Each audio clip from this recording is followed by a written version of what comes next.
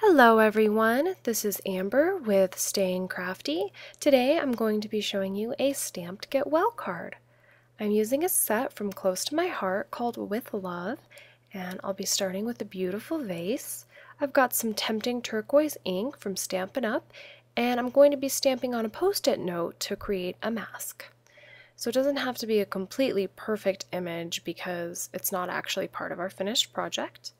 So I'm just stamping there onto the post-it note. Now I'm cutting the vase out, but I'm not really cutting the sides very well. I'm leaving them very rough because the only part that really matters for this particular mask is the top of the vase. So I'll take great care there to cut it exactly right, and the rest of it can just be very rough. So now I'm applying the vase mask to a white piece of cardstock I'd like to do my stamping on. Once that's down, I'm getting some Certainly Celery ink, and I'm using a stem stamp from the set. And because of my mask, I will be able to stamp the vase on the same paper without any overlap. So that's all you do there is remove your mask. Then I'm going to stamp my vase, and you'll see here in a second when I stamp it, because of where I was sitting to stay out of the camera's way, I couldn't see what I was doing well enough, and I made a big gap there between the vase and the stem. So instead of doing it completely over, I decided just to put my mask back down and attempt to stamp the stem directly over where it was before. And in this case it worked out well enough that I left it. Of course you could always just flip the cardstock over and redo it. So now I've got some lovely lilac ink, and I'm going to be stamping on just a really nice, pretty light purple cardstock. After I get my image stamped, I'm just cutting it out with some scissors. Hand cutting images like this really just takes time and patience, showing you a very small portion of the cutting I did in real time. Just real slow and easy. I never rush through things like that. And then I've got my paper piercing mat, and I just went ahead and pushed this little yellow glittery brad directly through the center of the flower. Normally I would punch a hole first, but this cardstock's not super thick, and I decided to give it a try, and in this case it went right through. So now I'm cutting my paper down to 2 3/8 by 5 9/16. And then I've got this Summer Days pad from Echo Park. I'm just pulling out this yellow polka dotted paper.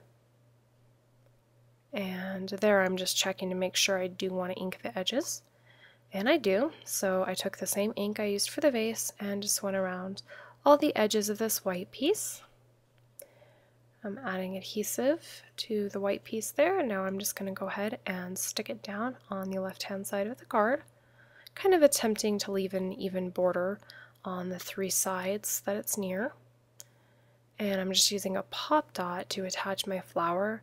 I actually turned this around about every way it could possibly go, trying to decide how to stick it, and then I finally made a decision. So I created a card base using the same color cardstock that is part of the flower, and it's just 6 by 12 folded in half to make a 6 by 6 card, and I just determined that size because I wanted to use the full 6-inch sheet of Echo Park paper.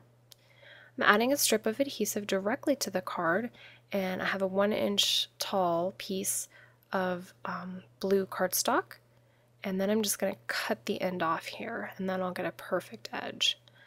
So I've got some slivers of craft cardstock, little tiny slivers I cut down really thin, and I'm going to use those to thread these buttons. And these are just buttons from the dollar section of Michael's. They're nothing fancy or special, just some large white buttons. And after I'm done with the threading, I add a glue dot. These are really thin glue dot, which works well for this. And adding the glue dot does 2 things. It seals the back of my button, all that craft paper, so it won't shift and move around. And then of course it also adheres the button to the card for me. So glue dots make this much easier.